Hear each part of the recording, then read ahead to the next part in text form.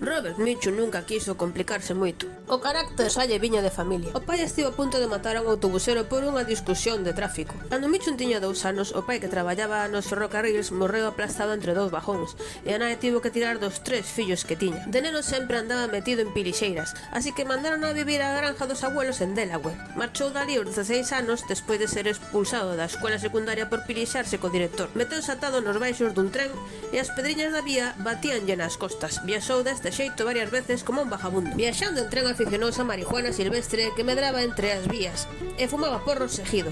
Currou de moitas e variadas cousas. Boxeador en Nevada, cavou zanjas, traballou nunha mina de carbón en Pensilvania ou de troquelador en Ohio. Cando chegou a Georgia, con 16 anos arrestárono por ser vagabundo e puxérono a traballos forzados por 30 días. Fuxiu e chegou a un pantano cun feixe de astillas clavadas no corpo e con feridas nos pés por culpa dos grilletes. Volveu para Delaware onde a nai, que lle botou cromer e levou a un médico, que quería amputarlle a perna pola infección que tiña, pero Mitchum dixo: "Por riba do meu cadáver". En 1934, con 17 anos, marchou para California, onde quería conocer chicas.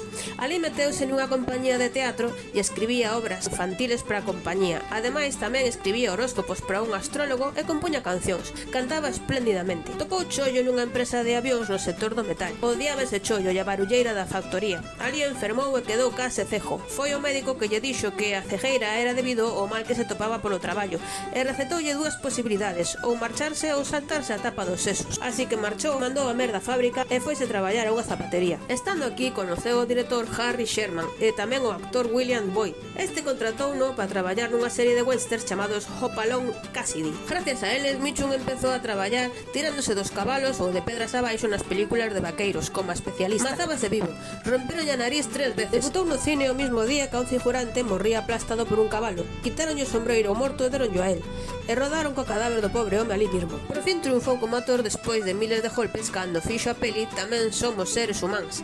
Nominárono a un Oscar. Traballaba sobre todo en pelis do oeste e en cine negro. A vez que un periodista lle preguntaba sobre unha película, el respondía: "Que merda, para que me pregunta iso?". Para el ser actor era como ser fontaneiro. E se a un fontaneiro lle quixeran facer unha entrevista para a televisión, preguntaríase por que o entrevistaban simplemente por facer o seu chollo. El sempre decía: "Mira, teño 2 tipos de actuación, a cabalo ou sin cabalo". Nestas pelis, nas que os actores son ou o chico ou a chica ou o malo, el case sempre facía do malo. Sobre todo facía de tipos esquinados, difíciles e directamente tolos, un antihéroe. Cando lle preguntaban que o motivaba a interpretar tal ou cual papel, el sempre contestaba: "Os cartos". Sempre dixo que nunca miraba as súas películas. Págame por rodalas, non por miralas. Cando lle preguntaban como estaba, el sempre contestaba: "Pior, porque mirara que dunha volta". E despois de que lle preguntaran iso mismo o actor que facía de Tarzán, Lex Barker, este dixo: "Moi ben", e acto seguido caeu fulminado. Cando lle pediu matrimonio a súa moza de toda a vida, Dorothy, díxolle: "Cásate comigo e te jarás peidos nunhas brajas de seda". Na súa faceta como cantante sacou 2 álbums: Calypso It's Like So en 1957 con Capitol e That Man Robert Mitchum Sings en 1967 con Monument. Cantaba bastante ben e ten hitazos como From a Logical Point of View. If you want to be happy, live in a king's life. Never make a pretty woman your wife. Now all you have to do is just what I say, and then you may be jolly, merry and gay. Therefore, from a logical point of view, better marry a woman uglier than you. From a logical point of view, always marry a woman uglier than you. Bueno, Mitchum daba a bebida bien. Era capaz de beber dun trago un vaso grande de tequila mentras che contaba unha historia calquera e quedaba tan tranquilo. Dunha volta, estando nunha festa en Hollywood, alguén pasoulle un porro e nisto abrironse os armarios e apareceu a policía. Foron a trampa. Por visto hubo un soplo sobre esta redada sorpresa, pero polo que sea, ni Mitchum ni unha tal Laila Liz se enteraron e colleron unas patatas. Arrestárono, foi por a cárcel e aquilo foi un escándalo. Sen embargo, Mitchum posou frejando a celda da prisión cunha sonrisa e ganouse a prensa. O feito de que el sempre fixera de malo nas películas favoreceulle, porque o que meteran na cárcel cadraba bastante cos personajes que interpretaba. Botou ali 35 días e despois declararon inocente. Mitchum tomouse a cárcel coa súa clásica pachorra. Cando lle preguntaron como era a prisión, dixo: "Igual que Hollywood, solo que a xente ten máis clase", e que para ele era unhas vacacións, porque non tiña que ir traballar.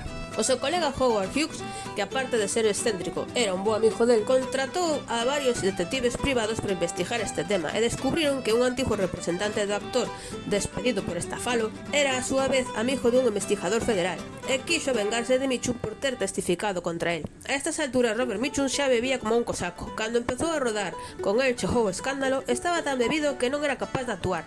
Ninguén sabía de onde tiña sacado o alcohol porque no seu camerino só había monda de laranxa, pero toparon unha jeringuilla cheiña de vodka que usaba para pinchar as laranxas. ¿Quién es ese individuo que me ha disparado esta mañana? ¿Lo conoces?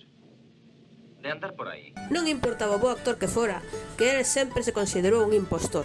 Fíxenme actor porque son moi bajo para traballar, solía decir. Entrou en rehabilitación no famoso centro Betty Ford. Cando saiu declarou que antes bebía moito como Humphrey Bogart e agora botáballe un pouco de hielo e chiscaba un ollo. Tamén fumaba como un carreteiro. Moitos amigos decíanlle que tiña que deixalo. Para que? Contestaba el. Deixei de fumar un día alá atrás fai 6 meses e ninguén o notou. Tiño un amigo que sempre lle enviaban a apostar ao día da nai. Nunca supo por qué. Traballou en casi 100 películas e sempre mantuvo ese ritus como de que todo lle importaba unha merda. Entre elas, O Dorado con John Wayne, A Noite do Cazador con Lillian Gish e con el chegou o Escándalo, O Cabo do Terror. Nesta meteuse tanto no personaje que acabou hostiando de verdad a Guess Starring, a coprotagonista que lle tocou en suerte. Todos a unha, Nevada, A filla de Ryan, Homes errantes, etc. Bueno, un feixe. Fumou durante 60 anos seguidos e conseguiu ter un enfisema pulmonar que fixo que dependera dunha máquina de oxígeno. El seguiu fumando igualmente. O 1 de julio de 1997, antes de ir deitarse, mandoulle un pitillo e un vaso de whisky e morreu mentras dormía con 79 aniños. As súas cenizas case foron esparcidas nunha destilería, como era a súa voluntad, pero a familia negouse e botaron a somar. E bueno, esta foi a historia de Robert Mitchum. Mais ou menos.